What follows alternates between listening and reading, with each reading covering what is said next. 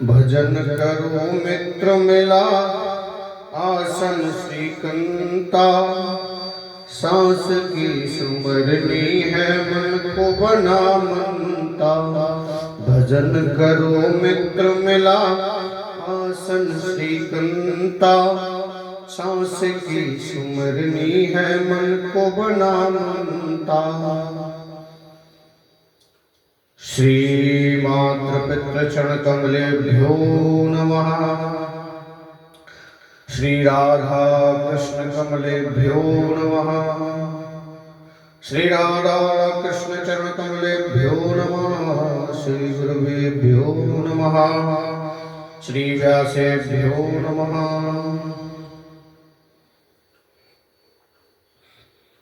अकारण करुणा वरुणालय भक्तवांछन कल्पतरु भगवान श्री कृष्ण की वांगमय प्रतिमूर्ति श्री राधा रानी, प्रेम की साक्षात प्रतिमूर्ति श्री राधा रानी के चरणों में प्रणाम करते हुए मैं इस संक्षिप्त ब्रह्मवर्त पुराण के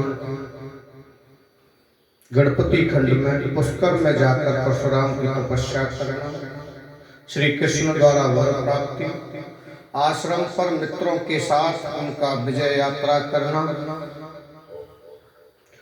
और शुभ शकुनों का प्रकट होना। नर्मदा तट पर रात्रि में परशुराम को स्वप्न में शुभ शकुनों का दिखलाई दिया।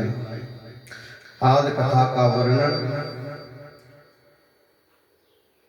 भगवान श्री कृष्ण के श्री चरणों में रखते हुए सभी भक्त वृंद अपने मन को एकाग्र करके इस भक्ति में कथा का श्रवण करें।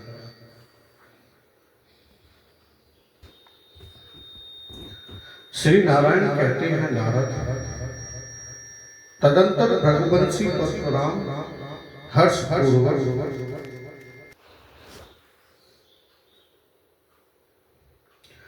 शिव दुर्गा तथा भद्रकाली को प्रणाम करके पुष्कर तीर्थ में गए और वहां मंत्र सिद्ध करने लगे। उन्होंने 1 महीने तक अन्न जल का परित्याग कर दिया और भक्ति पूर्वक श्री कृष्ण के चरण कमल का ध्यान करते हुए वायु को अवरुद्ध कर दिया। फिर आंखें खोलकर देखा तो उनको आकाश एक अद्भुत तेज से व्याप्त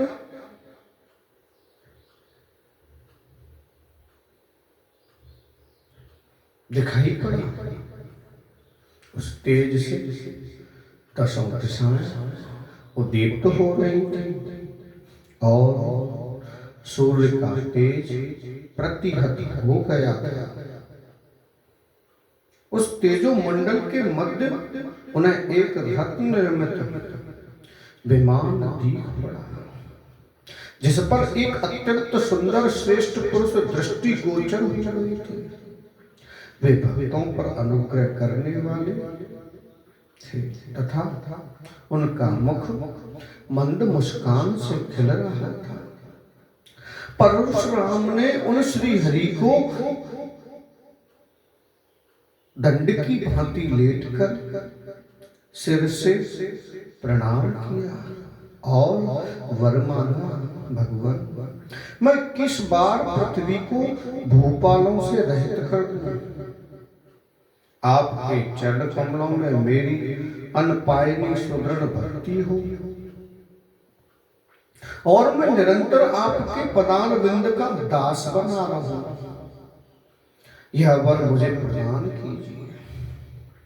तब श्री कृष्ण उन्हें वह वर देकर वही अंतर ध्यान हो गए और परशुराम उन परम परात्पर को नमस्कार करके अपने आश्रम को लौट आए। उस समय उनका दाहिना अंग फड़कने लगा जो शुभ मंगलों का सूचक था। रात में उन्हें वांछा सिद्धि को प्रकट करने वाला उत्तम स्वप्न भी दीख पड़ा।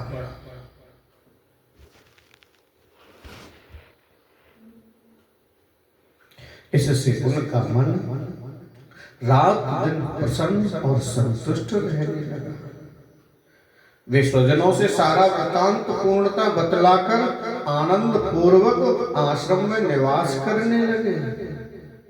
तदंतर महाबली परशुराम ने अपने शिष्यों के पिता के शिष्यों को भाइयों को तथा बांधवों को बुलाकर उनके साथ तरह तरह की सलाह की और उनसे अपना पूर्वापर का वृतांत कहकर शुभ मुहूर्त में वे उन्हीं के साथ विजय यात्रा के लिए उद्यत हुए। उस समय परशुराम को मंगल शकुन दिखाई पड़ने लगे और जय की सूचना देने वाले शब्द सुनाई दिए। तब उन्होंने मन ही मन सबका विचार करके निश्चय कर लिया कि मेरी विजय होगी और शत्रुओं का संहार होगा। यात्रा के अवसर पर सहसा मुनि को अपने सामने मयूर की बोली, सिंह की गर्जना, घंटा और दुंदुभी की धुनी, संगीत, कल्याणकारी नवीन सांकेतिक शब्द और विषय सूचक बादलों की गड़गड़ाहट सुनाई पड़ी। उसी समय आकाशवाणी भी हुई कि तुम्हारी विजय होगी। इस तरह अनेक प्रकार के शुभ शब्दों को सुनते हुए भगवान परशुराम ने यात्रा आरंभ की। चलते ही उन्होंने अपने आगे ब्राह्मण, बंदी, ज्योतिषी और भिक्षुकों को देखा। फिर नाना प्रकार के आभूषणों से सजी हुई एक पति पुत्र संपन्ना सती नारी हाथ में प्रज्वलित दीपक लिए हुए मुस्कुराती हुई सामने आई। चलते चलते परशुराम ने अपने दाहिनी ओर यात्रा के समय मंगल की सूचना देने वाले सब श्रृंगावली, जल से पूर्ण घट, नीलकंठ, नेवला, कृष्णसार, जल से पूर्ण घट, नीलकंठ, नेवला, कृष्णसार, मृग, हाथी, सिंह, घोड़ा, गैंडा, द्वीप, चमरी गाय, राजहंस, चक्रवाक, शुक, कोयल, मोर, खंजन, सफेद चील, चकोर, कबूतर, बगुलों की पंक्ति, बतख, चातक, गौरैया, बिजली, इंद्रधनुष, सूर्य की प्रभा, तुरंत का काटा हुआ मांस, जीवित मछली, शंख, सुवर्ण, माणिक्य, चांदी, मोती, हीरा, मूंगा, दही, लावा, सफेद धान, सफेद फूल, कुमकुम, पान का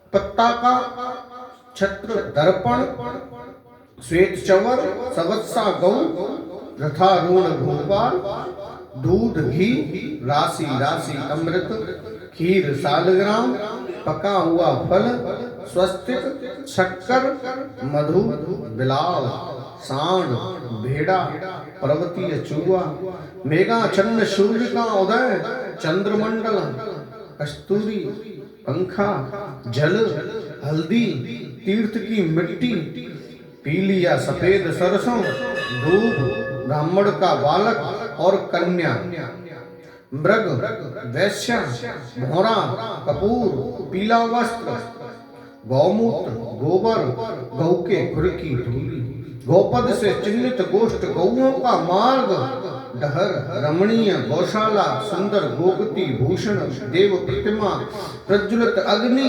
महोत्सव, तांबा, स्फटिक, वैद्य, सिंदूर, माला, चंदन, सुगंध, हीरा और रत्न देखा। उन्हें सुगंधित वायु आग्रहण और ब्राह्मणों का शुभ आशीर्वाद प्राप्त हुआ। इस प्रकार मांगलिक अवसर जानकर वे हर्षपूर्वक आगे बढ़े और सूर्यास्त होते होते नर्मदा के तट पर पहुंच गए। वहां उन्हें एक अत्यंत मनोहर दिव्य अच्छे वश दिखाई दिया। वो अत्यंत ऊंचा विस्तार वाला और उत्तम एवं पावन आश्रम स्थान था। वहां सुगंधित वायु बह रही थी। वहीं पुलस्त नंदन ने तपस्या की थी। वहीं कार्तिक वीर अर्जुन के आश्रम के निकट परशुराम अपने गणों के साथ ठहर गए। वहां उन्होंने रात में पुष्प सैया पर शयन किया। थके तो वे थे ही, अतः किंकरों द्वारा भली भांति सेवा किए जाने पर परमानंद में निमग्न हो निद्रा के वशीभूत हो गए।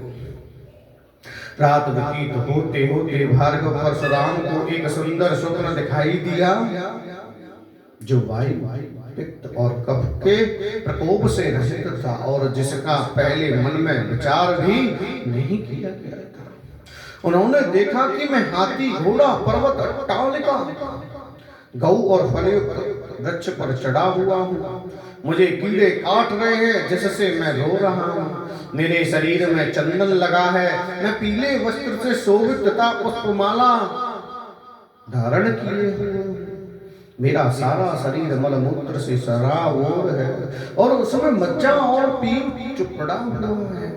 ऐसी दशा में नौका पर सवार हूँ और उत्तम बीड़ा बजा रहा हूँ। फिर देखा कि मैं नदी तट पर बड़े बड़े कमल पत्रों पर रखकर दही, घी और मधु मिश्रित खीर खा रहा हूँ। पुनः देखा कि मैं पान चढ़ा रहा हूँ। मेरे सामने फल, पुष्प और दीपक रखे हुए हैं तथा ब्राह्मण मुझे आशीर्वाद दे रहे हैं। फिर अपने को बारंबार पके हुए फल, दूध, शक्कर मिश्रित गर्मा गर्म अन्न, स्वस्तिक के आकार की बनी हुई मिठाई खाते देखा। उन्हें उन्होंने देखा कि मुझे जल जंतु, बिच्छू, मछली तथा सर्प काट रहे हैं और मैं भयभीत होकर भाग रहा हूँ। फिर देखा कि मैं चंद्रमा और सूर्य का मंडल, पति और पुत्र से संपन्न नारी और मुस्कुराते हुए ब्राह्मण को देख रहा हूँ। उन्हें अपने को सुंदर वेश वाली परम संतुष्ट कन्या तथा संतुष्ट एवं मुस्कान युक्त ब्राह्मण द्वारा आलिंगित होते हुए देखा। फिर देखा कि मैं फल, पुष्प समन्वित वृक्ष, देवता की मूर्ति तथा हाथी पर एवं रथ पर सवार हुए राजा को देख रहा हूँ। पुनः उन्होंने देखा कि मैं एक ऐसी ब्राह्मणी को देख रहा हूँ जो पीला वस्त्र धारण किए हुए है, रत्नों के आभूषणों से विभूषित और घर में प्रवेश कर रही है। फिर अपने को शंख, स्फटिक, श्वेत माला, मोती, चंदन, सोना, चांदी और रत्न देखते हुए पाया। पुनः भार्गव को हाथी, बैल, श्वेत सर्प, श्वेत चवर, नीला कमल और दर्पण दिखाई पड़ा। परशुराम ने स्वप्न में अपने को रथारूढ़ नए रत्नों से संयुक्त मालती की मालाओं से शोभित और रत्न सिंहासन पर स्थित देखा। परशुराम ने स्वप्न में कमलों की पंक्ति भरा हुआ घट, दही, लावा, घी, मधु, पत्ते का छत्र और नाई देखा। रघुनंदन ने स्वप्न में बगुलों की कतार, हंसों की पांति और मंगल कलश की पूजा करती हुई व्रती कन्याओं की पंक्ति देखी।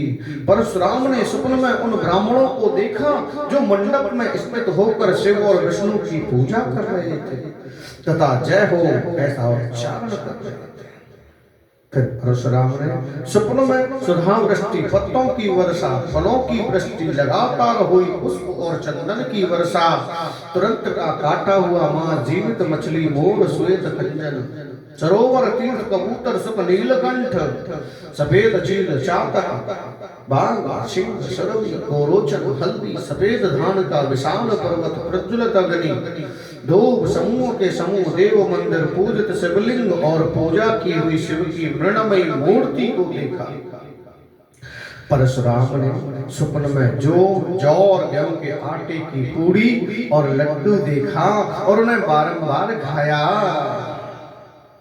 फिर अकमास्त्र अपने को शस्त्रों से घायल और जंजीरों से बंधा हुआ देखकर उनकी नींद टूट गई और वे प्रातः काल श्री हरि का स्मरण करते हुए उठ बैठे।